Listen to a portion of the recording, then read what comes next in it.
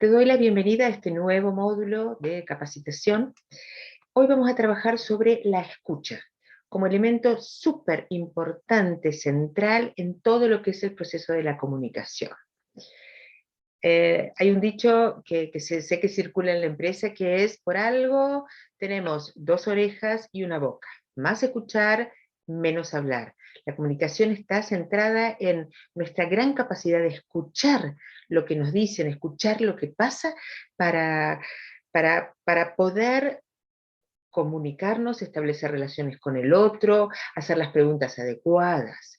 Importantísimo tener siempre las orejas abiertas, sabiendo que la escucha no es solamente una cuestión fisiológica, sino que tiene mucho que ver con prestar atención, con empatizar con el otro, con interpretar lo más alineadamente a lo que el otro nos está diciendo. Vamos por partes. Cuando hablamos en módulos anteriores, hablamos sobre la comunicación y sobre la escala de inferencias, que quizás ya los viste, pero si no te voy a hacer un breve resumen, una breve pasadita. Eh, Hablamos sobre, fíjate esa imagen.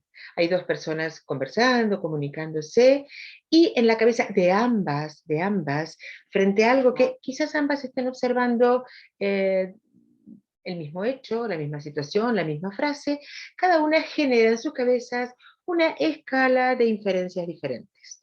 Fíjate los pasos. Hechos que vemos, que oímos, generamos una interpretación diferente, aparecen las emociones, ¿sí? Que esto sí lo hablamos en algunos otros módulos que te recomiendo que revises o que repases si no los tenés tan presentes, en cuanto a qué emoción nos dispara un determinado hecho o la interpretación de ese hecho en nuestra cabeza. A partir de esa emoción tomamos acciones, definimos cursos de acción y eso genera determinados resultados.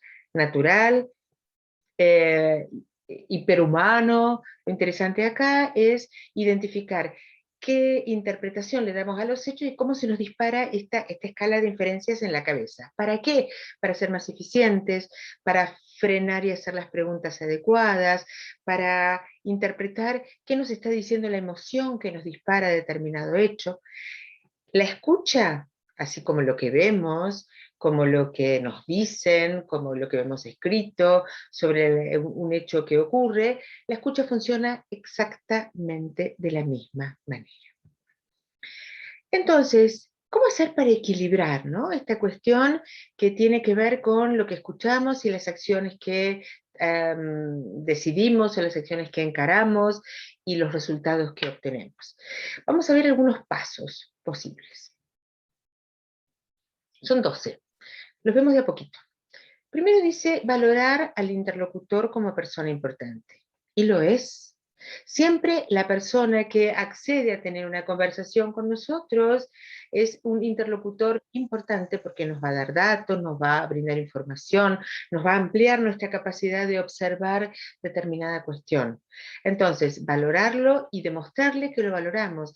Acá entra a jugar mucho de lo que ya vimos sobre comunicación no verbal, cómo lo escuchamos, qué le decimos con el cuerpo, pero para eso hay un apartado especial, ya vamos. Segundo dice identificar los prejuicios o juicios, como se llaman técnicamente, que nos juegan frente a, habíamos hablado de los reclamos, un pedido de una persona, algo que estamos escuchando, algo que percibimos de lo que nos dice el otro. Identificarlos, saber por qué nos aparece ese juicio o tratar de entender qué mirada estamos poniendo para que ese juicio sobre esa persona o sobre ese hecho nos esté apareciendo. Te doy un ejemplo.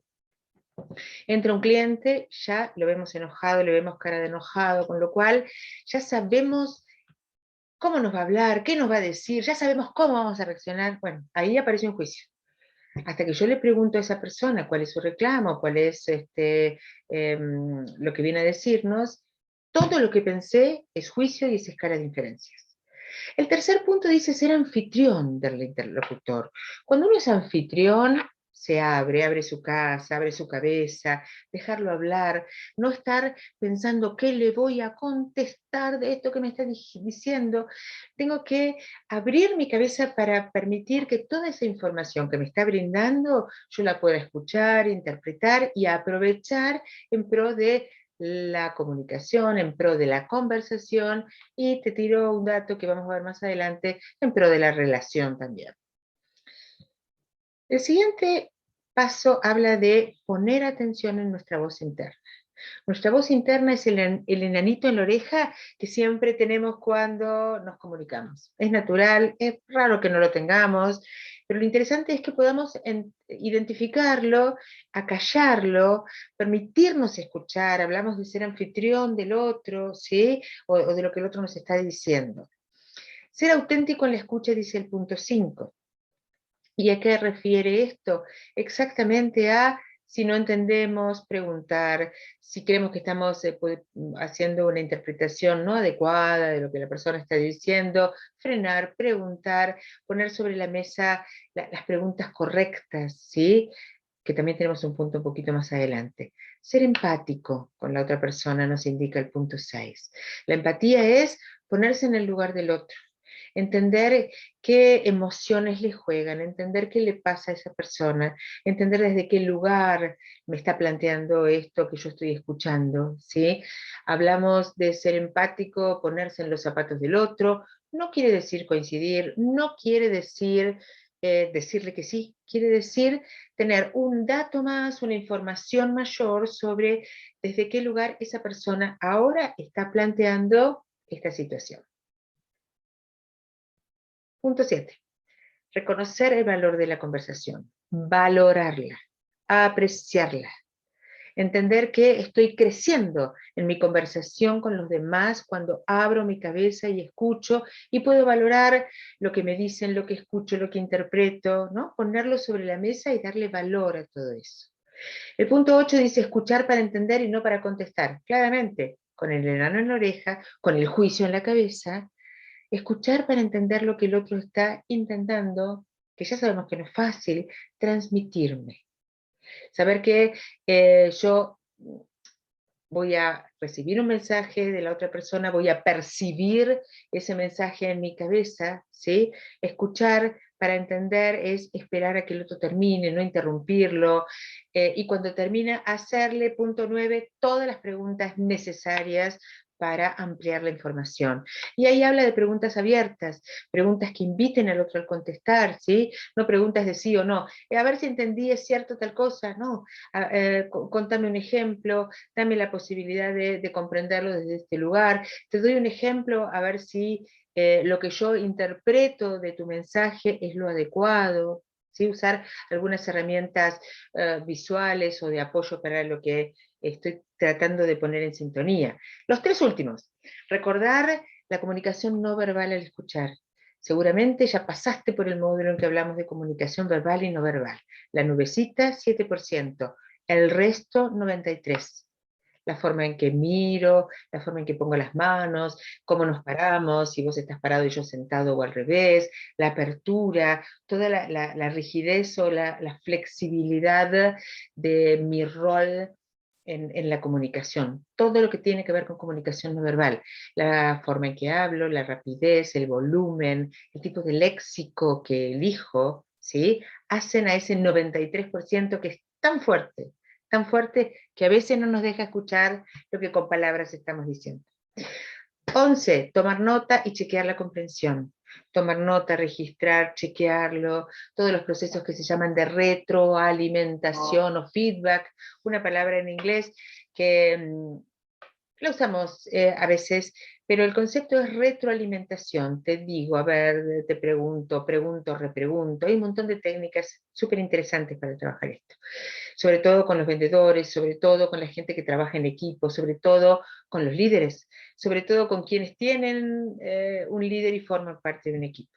Y el último de los puntos, que no es menor, pero que sí cierra en la medida un ciclo de comunicación y abre otras posibilidades, es agradecer al interlocutor por la comunicación, agradecer al cliente por lo que nos está diciendo, agradecer a nuestro colega por la posibilidad de haber conversado durante de determinado tema, a nuestro líder por la posibilidad de haber recibido un reclamo o una felicitación por algo que él visualizó e interpretó que nosotros hacíamos. Entonces, visto estos 12 pasos, vamos a ver cuál es la tarea que te queda de este videito. Primero, agarra una hoja y un papel y hace un listado de acciones y situaciones que vos sugerirías a tu equipo de trabajo que favorecerían la escucha. Acordate de los ruidos, acordate de la escala de inferencias, acordate de las emociones, acordate de estos 12 pasos y hace la lista. De todas esas listas, de esta lista decime qué 3 acciones ya esta semana podrías revisar y poner en juego. Vos, desde tu persona, pensando en esta pregunta, ¿qué mejoras imaginás que ocurrirán en el equipo? ¿Qué cuestiones te parece que se van a ver afectadas, eh, ojalá que para bien, ¿sí? Con estas acciones? Y digo ojalá, porque si vos detectás que la acción que pusiste en juego genera un impacto negativo, está buenísimo aprenderlo, está buenísimo tomarlo como un aprendizaje, ¿sí? Que retroalimente tu propio proceso de mejora en la comunicación y en la escucha, como es el tema que estamos cerrando en este video. Gracias y a trabajar, porque es fantástico lo que podemos lograr cuando nos animamos a poner en marcha alguna cuestión pequeñita, cercana, primer paso. Así se empieza.